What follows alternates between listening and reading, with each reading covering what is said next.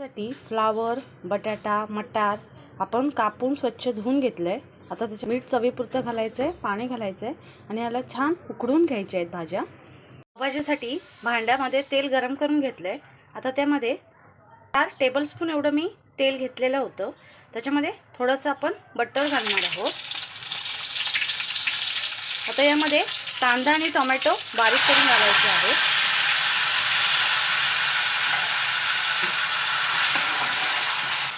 कांदा टोमॅटो आपला लवकर नरम व्हावा म्हणून त्याच्यामध्ये थोडं चवीनुसार मीठ घालून घ्यायचं आहे आणि 5 मिनिटं छान कांदा टोमॅटो नरम होईपर्यंत परतून घ्यायचं आहे। टोमॅटो आपला नरम झालाय। आता यामध्ये 1 टीस्पून एवढं आलं लसूण पेस्ट घालायचे आहे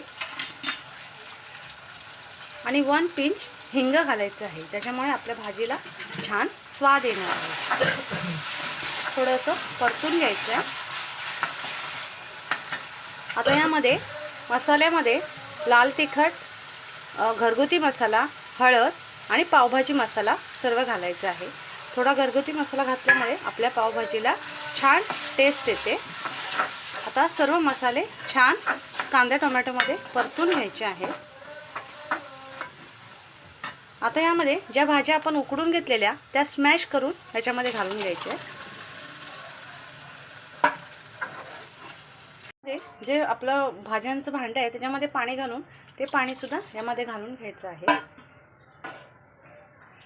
अजून थोडं बटर घालणार आहोत आणि याला छान उकळी येऊ देणार आहोत। भाजीला आपल्या छान उकळ आलेली आहे। आपली पावभाजी तयार झालेली आहे। तर आता आपण गॅस बंद करून घेणार आहोत आणि वरून कोथिंबीर घालणार आहोत। अशी पावभाजी तुम्ही नक्की ट्राय करा, खूप छान लागते। तवा आपला छान गरम झालाय। आता यावर बटर घालायचं आहे आणि पाव ह्याच्यावरती छान परतून घ्यायचे। दोन्ही साइडने बटरमध्ये पाव गरम करून घ्यायचे आहेत। मंडळी, ही पावभाजीची रेसिपी तुम्हाला कशी वाटली? अशी पावभाजी तुम्ही नक्की ट्राय करा आणि जर तुम्हाला माझी ही रेसिपी आवडली तर नीता रेसिपी मराठी चॅनलला लाईक करा, शेअर करा, सबस्क्राईब करा आणि बेल आयकॉन दाबायला विसरू नका।